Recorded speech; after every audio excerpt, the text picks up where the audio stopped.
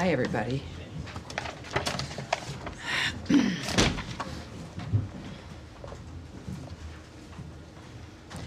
I intended to come out a little bit early, anticipating our friend Caroline closing. Hi, Tommy. Just wanted to make sure your badge. I apologize. Oh my God, my badge. It's like I'll never be able to function without my badge from this point forward. Thank you, sir. Thank you. All right, I feel so unofficial now. All righty. Yes, so our friend Caroline briefed today, which was terrific, and so here we are. Thank you, everybody. For everyone watching at home, welcome aboard. I appreciate it. We know that many streaming options. We know C-SPAN carries us live as well, and it's great to see all of you here. Do have a couple of announcements here right at the top. Today, the State Department notified Congress on our reorganization plan to build an America First State Department capable of meeting the challenges of the 21st century. The Secretary issued a statement on the notification as he said, over the past quarter century, the domestic operations of the State Department have grown exponentially, resulting in more bureaucracy, higher costs, and fewer results for the American people. Since my first day as Secretary, I've said that this department must move at the speed of relevancy, and in April announced a broad reorganization of the department to better achieve that goal. Today, we took the next step in that process by notifying Congress of how we plan to do that. Further, he said the plan submitted to Congress was the result of thoughtful and deliberative work by senior department leadership. We have taken into account feedback from lawmakers, bureaus, and long-serving employees.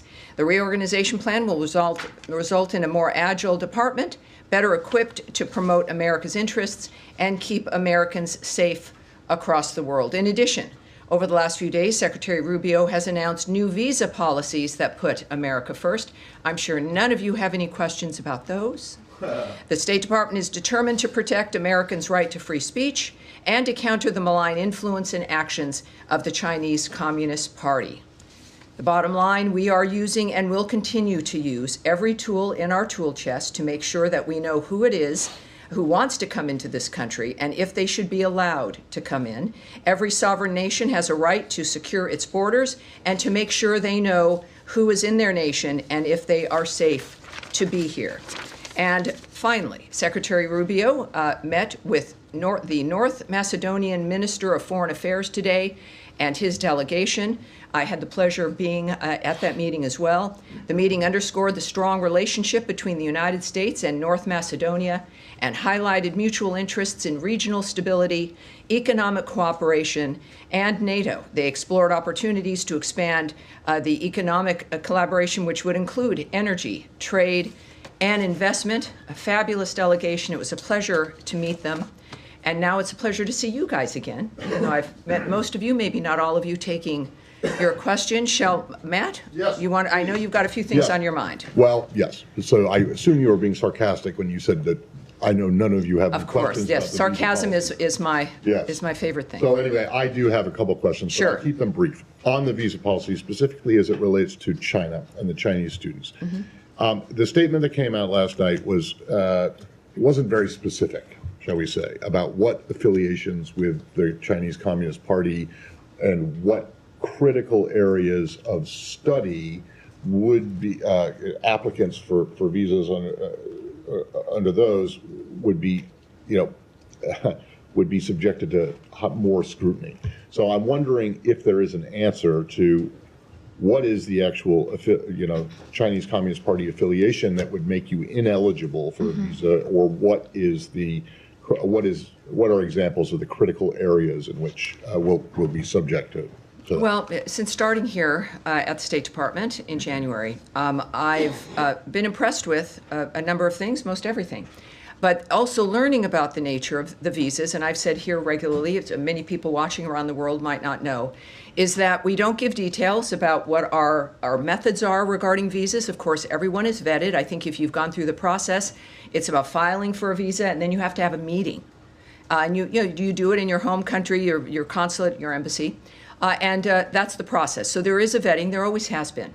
What we don't discuss, again, because of privacy issues, but also because it's different for each person, that there are a series of dynamics that can be applied, questions that can be asked, issues looked at, and we use every tool that we have to vet and to make sure we know who's coming in.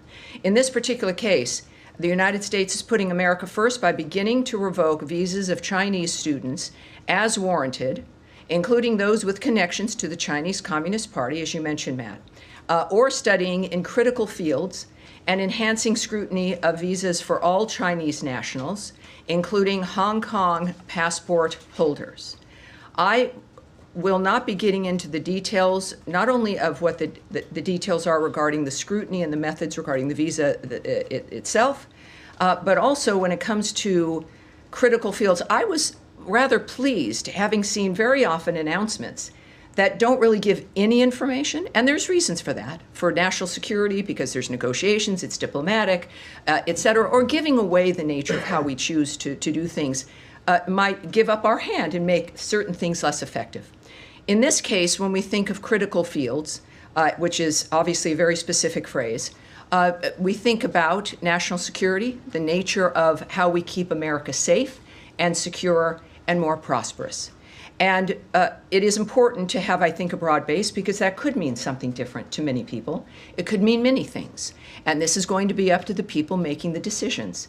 And I think that that's in the framework of what we've discussed regarding the visa actions as well when it comes to keeping America safe.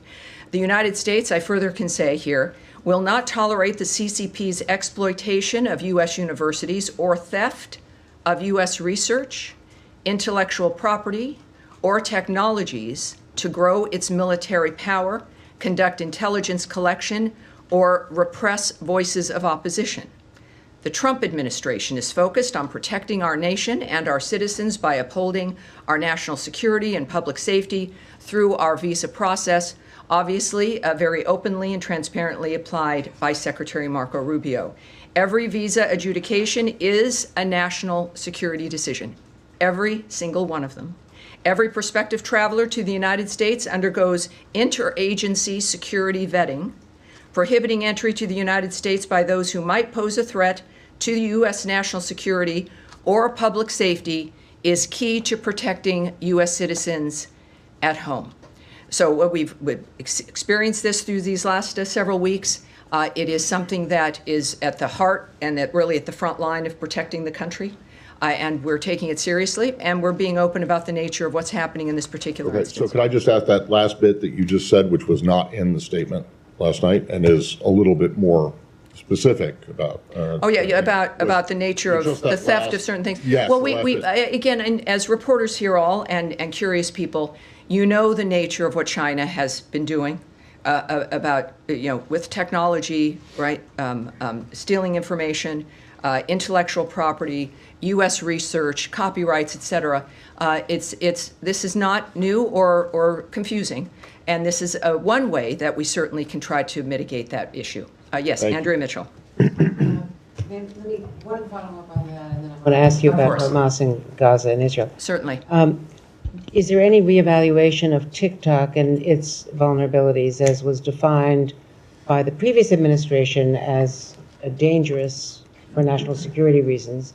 Does the White House, does the administration have any reevaluation of TikTok in this context as you're cracking down on Chinese?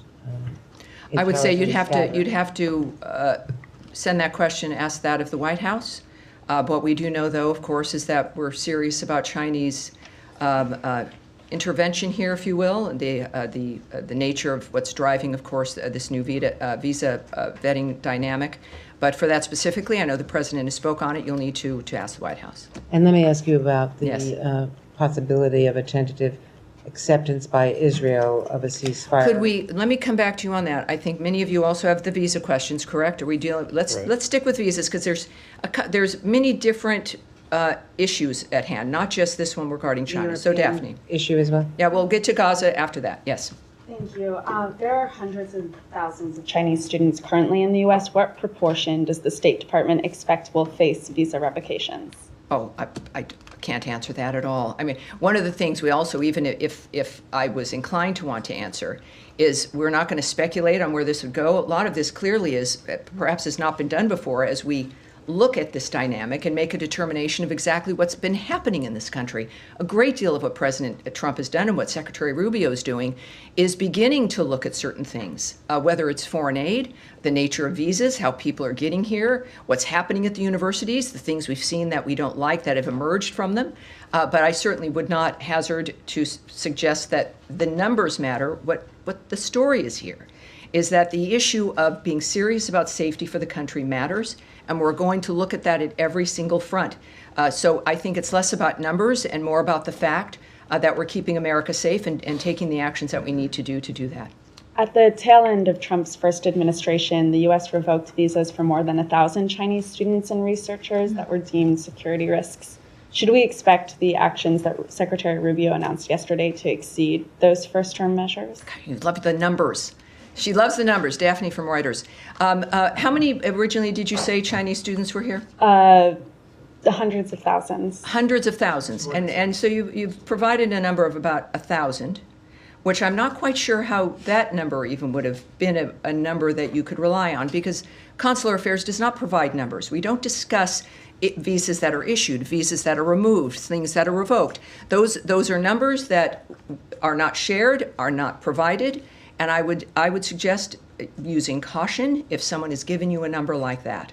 I have no idea what the numbers will be. What I do know is that the people who are deemed to be a threat to the country or a problem now will be vetted again or looked at seriously, and Americans will be safer. That's the story here. And then just on the visa restriction policy announced yesterday over the censoring of Americans, can you provide any specific examples of what actions prompted the U.S. to institute this policy?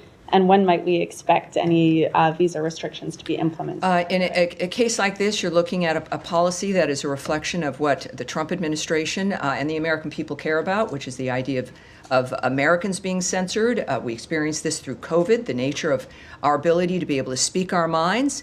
And while I won't give you or can give you or would give you specifics about how this particular restriction would be approached, which is not done in a blanket way, right? That there's individuals who are flagged or who are seen as being a participant in some aspect of the censorship of Americans. What I can say is that all of what you see emanating from the Trump administration and the State Department is a reflection of the policy of this administration and what the American people want and expect when it comes to what their futures are going to hold. Again, on visas, Yes. hold on, please. Still on visas. Still on visas. One moment, I'll be back with you. Yes. One on the cable that went out on Tuesday, it said they expected this expanded social media vetting guidance for visa applicants to go out in the coming days. Are you still tracking that timeline, and can you give us any Yes. guidance on what that is going to Yes, look I can't like? give you a specific timeline, but there will be more information. What I can say is that, in general, because that was an internal communication that was leaked, at the same time, we have confirmed that the details are accurate. Also, the Trump administration is focused on protecting our nation and our citizens by upholding the highest standards of national security and public safety through the visa process specifically. Every adjudication, as I noted to you, is a national security decision. And a visa, as a reminder, is not a privilege. It's a privilege. It's not a right. It's not a birthright. It's not something that you're owed, no matter where you come from. Every prospective traveler to the United States undergoes interagency security vetting. And this is important with these conversations because it seems like only certain groups are facing vetting with visas. Every single person does. So I would say that, yes, you're going to get more information. And this is, as a result, not an interminable kind of end. There is an end point, and it should be rather quick as consulates and embassies make adjustments when it comes to how they handle Can we visas. expect the appointments to open back up immediately after that guidance goes out to posts? Well, one thing I can tell you, a few things I can say is people can still make their application, do their regular steps, but it's a two-step process, right? You apply, and then you have to get an appointment to meet with people, to talk with them. Unlike often with the passport or something, there's a very specific process. So right now, there might be some delay, and what I'm told to encourage people to do is to regularly check to see when those spaces open. So as opposed to, let me just say, I would not be recommending that if this was going to be weeks or months. So if you've applied for a visa and you want to, please do.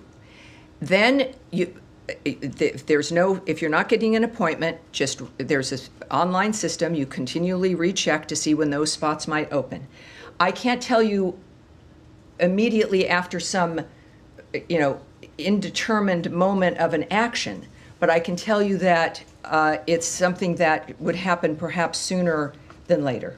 And then one more. On Harvard, my understanding is that you are now reviewing all of the visas of Harvard-affiliated visa holders, not just students. Can you confirm that? And why is this broader review taking place? Do you expect it to impact medical professionals, for example, professors at the university?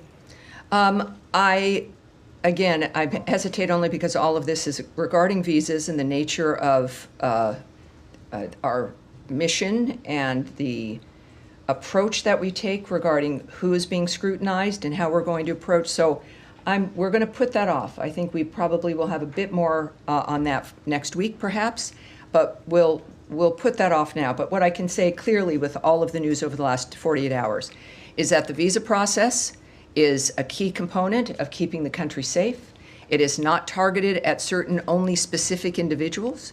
This is an overarching national security action, and we are acting quickly. Obviously, we're a nation that loves people coming here the legal way, and we want to help facilitate that, but not at our own risk. Sean. Sure. More on the visas. If you don't mind me emphasizing, as Daphne and Matt asked you on the language, the Secretary's statement yesterday aggressively revoked visas for Chinese students, including those with connections. It's not specific. He's not saying specifically those with connections. So, there are 277,000 Chinese students in the United States. Should all of them feel that they're at some risk of having their visas revoked? I think everyone who's here on a visa has to recognize, certainly is what they've seen over the last few months, that America takes their visas seriously, that vetting is not a one-time process, it's continuing, and that if things happen, if you get arrested, if there's some kind of an issue, it's probably going to be seen at some point. But I do think that with this particular dynamic, it's clear that there's an interest in making sure that those who are here from China on a visa understand that we are taking our national security seriously, and we are looking at their visas, and if everything's fine, terrific. But that will be a vetting that certainly continues and is important, clearly, to the administration. Okay, and a bit broader, you said if everything is fine, you're welcome. More broadly, all these things that are going on with the student visas, with the vetting, with the suspension for now of new appointments. Is it still a priority for the administration to encourage students to come to the United States? They have other options. It's been said that Hong Kong, for example, is now saying students at Harvard, doctoral students, have a fast track to go there. Is there any concern that the U.S. is losing a competition? After all, there's $50 billion into the economy from international. Yeah, well, people come here because this is where you start new lives, where you have every opportunity in the world. There's a reason why people come here. It's because of what the country represents. Yes, the excellence of our schools, and we want to keep it that way. We want parents who send their children, whether they be from a different country or America, to an American university, that they can recognize their child when that child returns home. And that child actually has skills and an education that can improve their future, that can get them a job, that can help facilitate the dreams that they've had, as opposed to political indoctrination or the idea of just activism or a certain political framework that they move out with. This should be an education that is literally liberal. The idea that you learn things that help facilitate your life no matter where you come from, who you are, if you're a Jew or a non-believer or an atheist or black or white or a woman. We've been through this in this country for the last 2 to 3 generations still. And our focus is making sure that everyone who does want to send their child to a school in this country can do so knowing that they're going to be safe. They're going to be able to get into a building and not held hostage in a library because it's been occupied, or that they're going to be able to actually learn things that you're paying that kind of money for. So yes, it not only should encourage more people, for those who are already here, it's certainly an important dynamic for believing and understanding that your child's going to be safe and that you're going to get something that you've paid for more than a social activist who lives in your basement. Can I switch to the Middle East, or does anybody else have anything? Well, yeah, it's an unusual day for me, and time flies, doesn't it? I was going to ask Well, so many people, too many people, Matt. Could just So we've talked a great deal about the visas. And Gaza, all right. We had Gaza. Where is she? There she is in the blue jacket.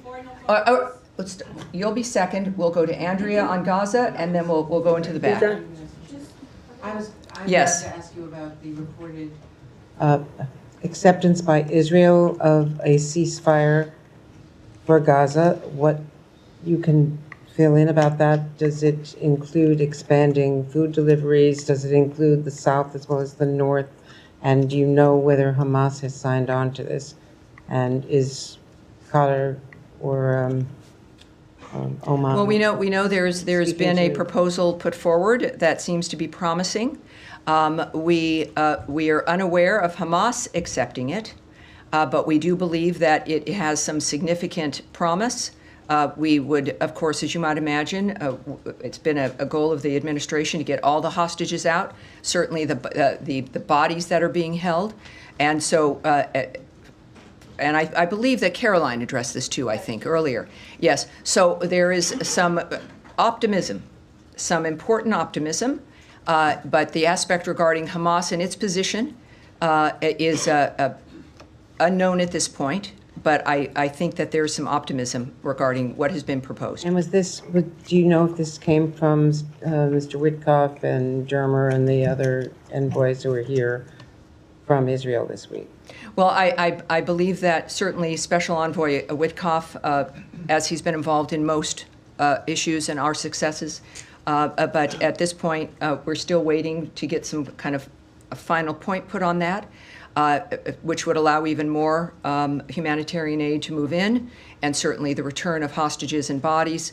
This is what we continue, always are working on, and we're excited that this might be a good development. All right, Nadia. Thank you. I'm following up on Gaza again.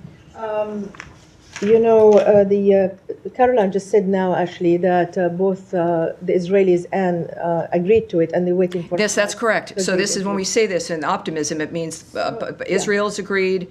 All right, so we're in a very good position, I think. But as you know, the president said he wants to see an end to this war.